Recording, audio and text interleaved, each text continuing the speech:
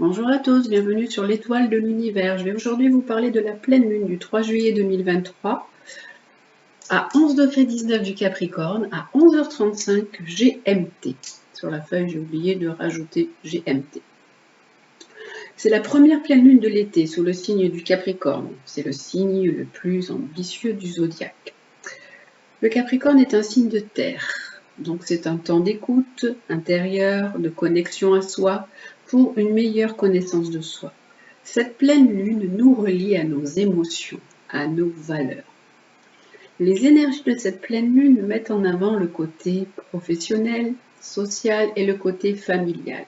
Il faut faire cohabiter les deux. On voit bien cette opposition entre le soleil en Cancer et la lune en Capricorne. Cette pleine lune met en avant les devoirs familiaux, les contraintes, les réunions de famille, le temps de préparation des vacances, tout ce qui a trait avec la famille et les enfants. Sur le plan professionnel, c'est une mise en avant de la carrière, des objectifs à long terme. En Capricorne, cette pleine lune resserre les liens déjà existants.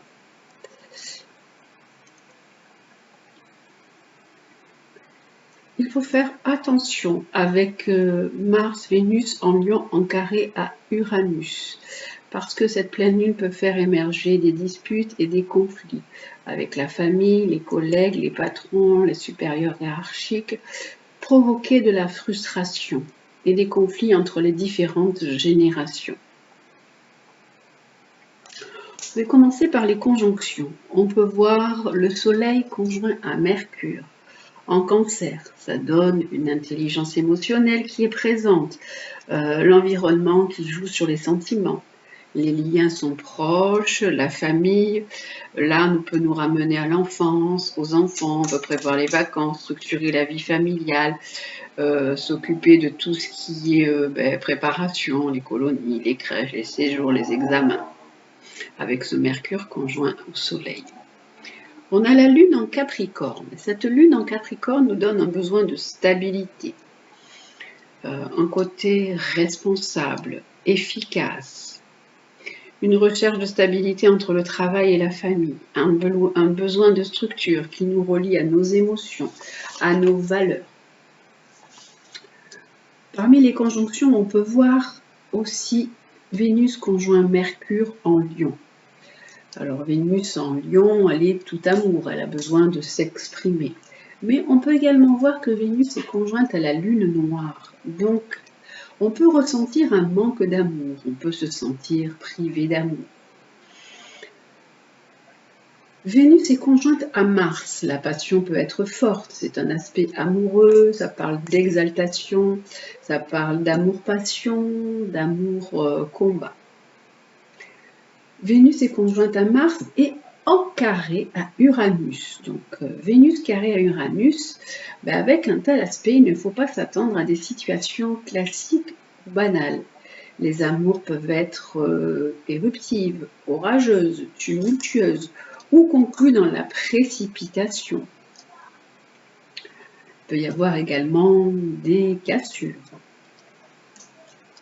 Mars en carré à Uranus nous parle d'excès d'autoritarisme, d'emballement, de manque de souplesse, de susceptibilité. On peut agir dans la précipitation.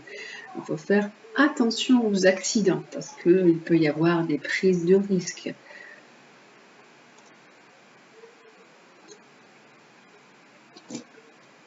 Mars c'est l'élan, la combativité, et Uranus est une planète qui bouge beaucoup. C'est pour ça que nous avons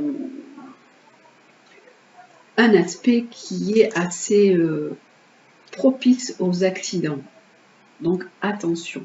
Mars-Uranus, on peut aussi avoir envie d'agir dans l'impulsivité et on dit qu'il faut également maîtriser les propos, nos propos. Éviter les polémiques, les débats parce qu'on a envie d'agir, les sujets sensibles. Il faut aussi éviter les personnes autoritaires ou agressives.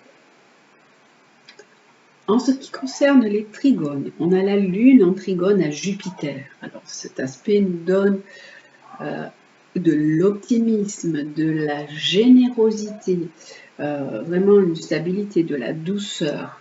Jupiter soutient la Lune, ça amène aussi une certaine popularité, une reconnaissance du public, de l'expansion, de la joie. C'est vraiment un très bel aspect. On a plusieurs planètes qui vont en point focus à Jupiter, et Jupiter, qui est le grand bénéfique du zodiaque, nous soutient pour cette pleine Lune. Jupiter, il est en Taureau. On peut avoir des grands talents créatifs, on a un besoin de générosité. Les finances peuvent être favorisées également, on peut faire des bons investissements. On peut également voir le Soleil en trigone à Saturne. Alors Saturne qui nous parle de sérieux, de travail méthodique, c'est vraiment bon pour des travaux à long terme, des travaux de longue haleine, des objectifs qui sont sur des longues distances. Avec Saturne, on a également un autre bel aspect, c'est Mercure en trigone à Saturne, qui est favorable aux études, aux recherches de longue haleine, la concentration. La sagesse, en fait, se rallie à la raison. On va en profondeur. Notre mental est beaucoup plus posé, beaucoup plus stable, beaucoup plus sage. Là, il n'y a pas de précipitation, c'est bien. On peut également voir Uranus en trigone à Pluton. Il y a vraiment un besoin de progresser, un besoin d'innover, d'aller en profondeur, un peu comme renaître, faire émerger quelque chose de nouveau.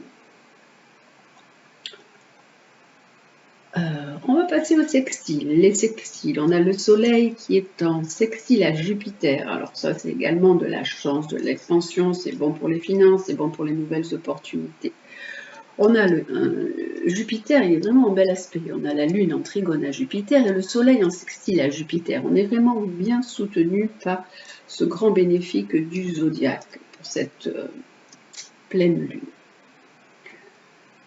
On a également Neptune en sextile à Pluton, donc on a un bel aspect de créativité, de fécondité, de foi. Jupiter qui est en sextile à Saturne, ça nous donne... Alors c'est vraiment deux planètes opposées. Saturne qui parle de rétractation, de frein, de choses lentes, et Jupiter qui est l'expansion. Alors ce sextile donne un peu des valeurs de responsabilité, de sérieux, des choses qui sont faites dans la légalité, hein, on ne fait pas les choses n'importe comment. On a également la Lune qui est en bel aspect à Saturne, ce qui nous donne un côté pragmatique, un côté responsable, vraiment une grande finesse mentale. Et Mercure qui est en sextile à Jupiter, ça donne une attitude aussi très positive pour les tractations commerciales, pour les relations, pour les papiers légaux. Ça donne de la gaieté, les échanges sont cordiaux.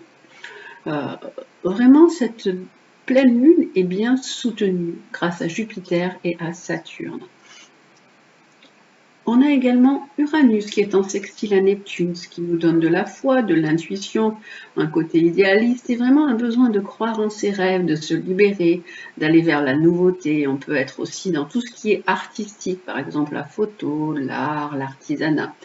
Saturne nous donne une notion de temps. Saturne, c'est aussi le temps, c'est Chronos. Et il nous dit qu'il faut prendre le temps de se poser, prendre le temps de réfléchir avant d'agir et de se lancer. Surtout que Mars est opposé à Uranus et Vénus également opposée à Uranus. On peut voir qu'il y a également 3 planètes rétrogrades. On a Saturne rétrograde, qui nous parle d'intériorisation, de sang-froid, de contrôle, d'abnégation et de discipline. On a également Neptune qui est rétrograde, qui nous parle de réflexion, d'être aussi dans nos intuitions, dans nos ressentis, d'un besoin de se retirer un petit peu comme une retraite, et puis aussi d'un besoin d'évasion. Il y a un besoin de se poser, un besoin d'évasion et un besoin d'intériorisation avec cette pleine lune en Capricorne. Et on a également Pluton qui nous parle également de transformation intérieure. Tout en fait se fait avec ces planètes rétrogrades dans une certaine intériorisation, surtout que Saturne est la planète du Capricorne et nous propose un temps un peu de réflexion et de prendre un peu de la distance par rapport aussi aux événements qui peuvent se présenter. Cette pleine lune nous amène un équilibre émotionnel, en fait, une paix intérieure. Il faut se libérer des anciens schémas, des anciennes cultures et croyances issues du passé. Accueillir vos émotions, équilibrer le côté familial et le côté professionnel. Patienter, prendre le temps, ne pas s'emballer dans des relations sentimentales, rechercher de la stabilité, structurer sa vie et être dans l'ouverture du cœur. Cette pleine lune du mois de juillet est appelée de plusieurs façons. En fait, elle est appelée lune des prés, lune d'hydromel, des bénédictions ou lune du tonnerre. Alors cette lune des prés, c'est parce qu'elle apporte les premières moissons. C'est pour ça qu'on peut l'appeler lune des prés. Chez les Amérindiens, elle est surnommée lune du tonnerre parce que les orages étaient plus fréquents à cette période. C'est vrai qu'on a eu aussi pas mal d'orages ces derniers temps. Elle était aussi surnommée lune du cerf parce que c'est le moment où les bois des cerfs repoussent. Et également lune d'hydromel parce que c'est la période la plus favorable pour la récolte du miel et par conséquent l'époque où on fabriquait l'hydromel.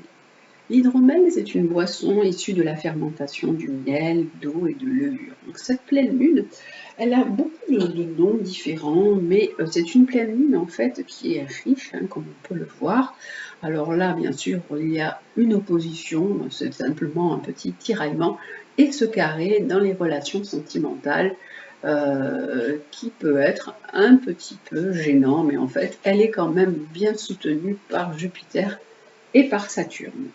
Voilà donc pour les énergies de cette pleine lune. Je vous souhaite une très très belle pleine lune. Profitez de ces belles énergies. Vous pouvez également regarder dans votre thème où tombe la lune, où tombe donc le soleil dans le Cancer, la lune dans le Capricorne, et regarder un peu ce qu'elle met en lumière. Si le Capricorne est dans la maison 1, 2, etc. jusqu'à 12, ça va mettre en lumière par exemple votre personnalité profonde, votre façon de gagner votre vie, votre mental, votre foyer, votre vie sentimentale, votre quotidien, enfin chaque signification de chaque maison. Voilà, je vous souhaite une très très belle pleine lune. Profitez de ces belles énergies. Je vous dis à très bientôt.